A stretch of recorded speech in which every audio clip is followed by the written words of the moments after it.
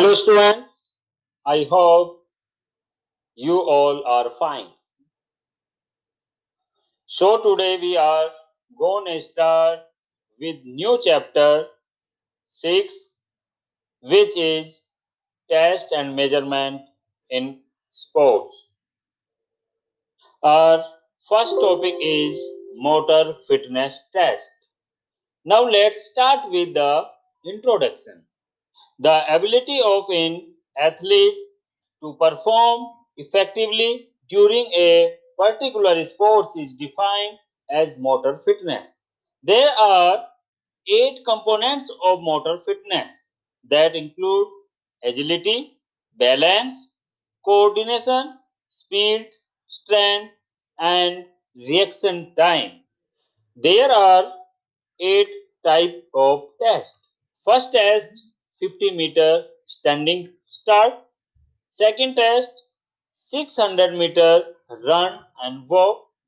Third test sit and reach test. Fourth test partial curl up.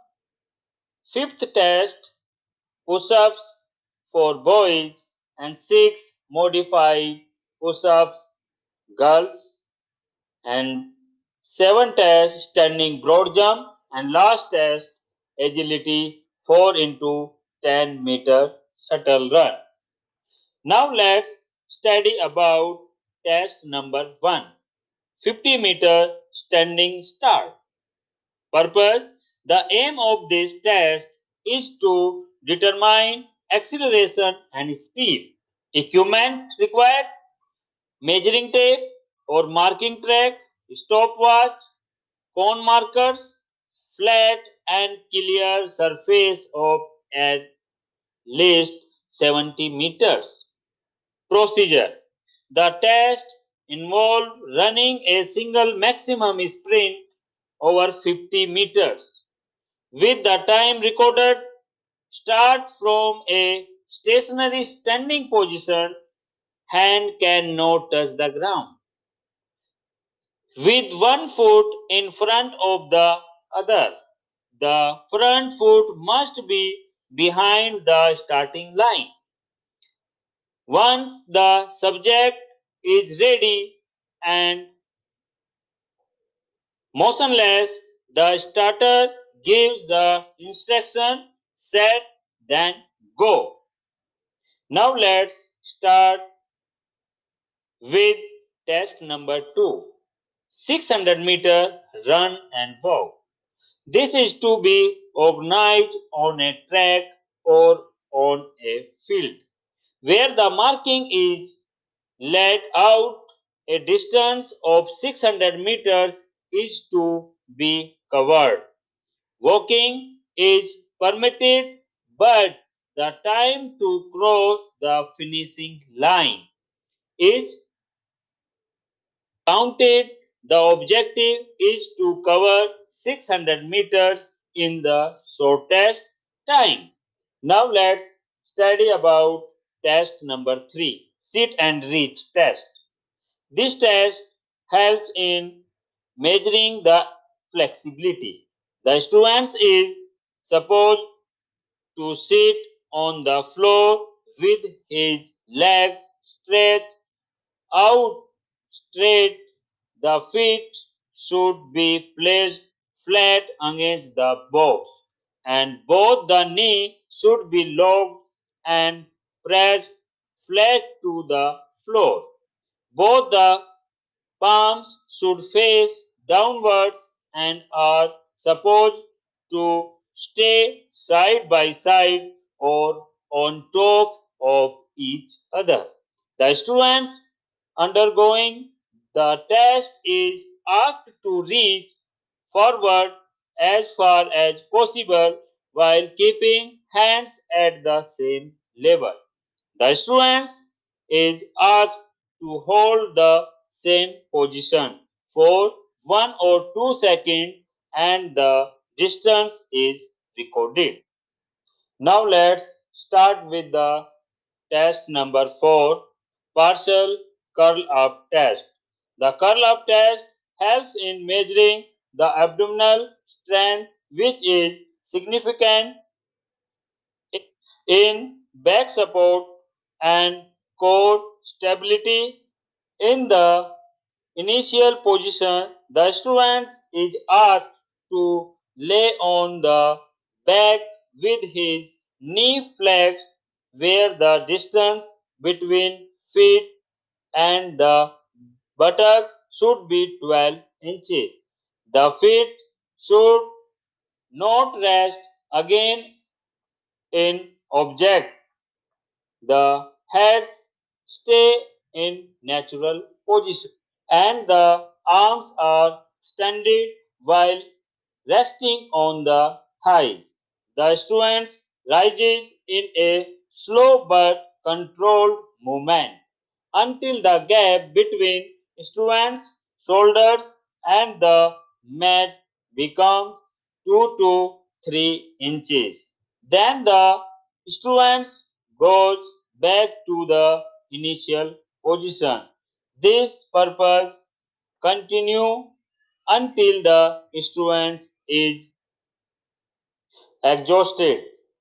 Now let's start with the test number 5, push-ups for boys. This test measures upper body strength and endurance. This test is also known as press-up test. A push-ups start with the hands and touch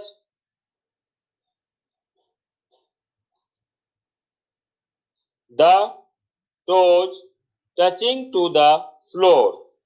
Legs and the body should be in a straight line. The student is supposed to keep the back and knee straight and lower the body to a fixed point to touch the floor or any object and return back to the straight position.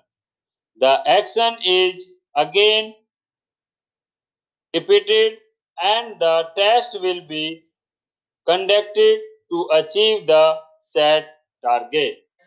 Now let's start with the test number 6, modified push-ups for girls.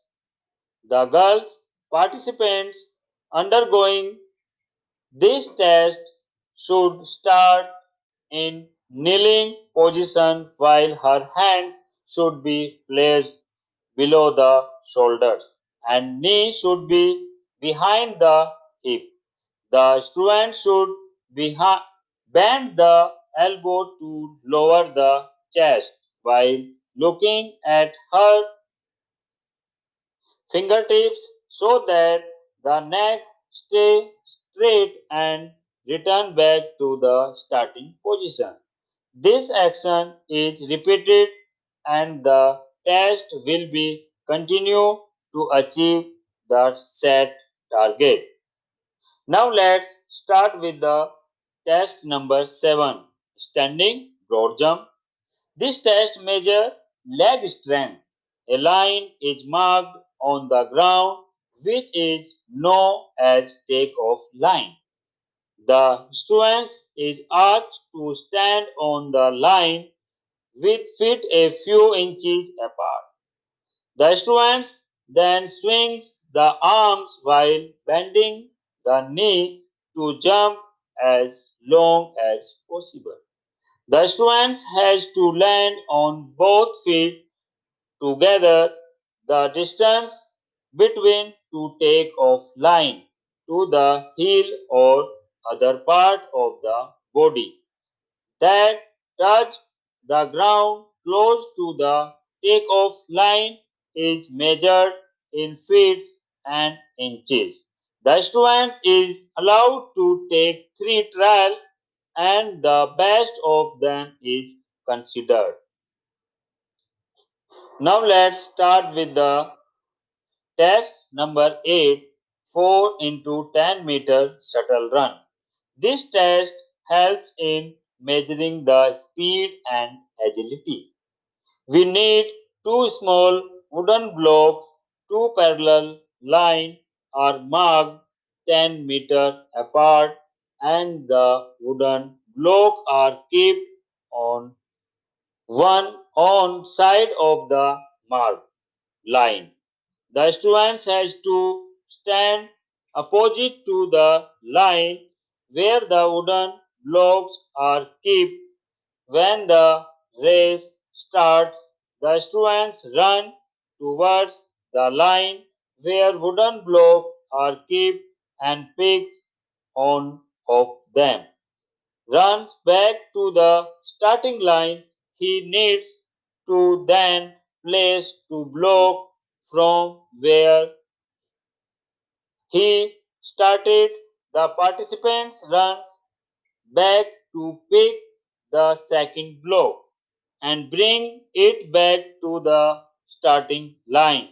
The total time is noted, two trials are allowed, and the best out of two is recorded. At the end, I hope you have cleared this topic. Complete your notes of this topic in your